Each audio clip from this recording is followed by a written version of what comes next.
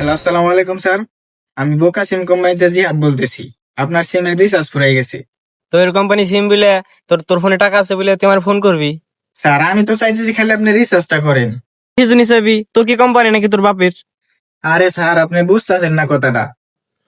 আমি তো পাগল কতই না স্যার, আপনি পাগল হবেরই পারেন না। দেখছে আমি ব্রেনের প্রবলেমের জন্য আমি ওষুধ খেতেছি আর ওকে আমি পাগল না। দেখেন স্যার, আপনি যদি আপনার সিমে রিচার্জ না করেন তাহলে আর কেউ ফোনই দিতে পারবেন আপনারে। তোর তো চিন্তা করা লাগবি কে? তুই কি তোর বউর সাথে আমার কথা কবি? দেখেন স্যার, আমার বউ এত বেকারও থাকে না।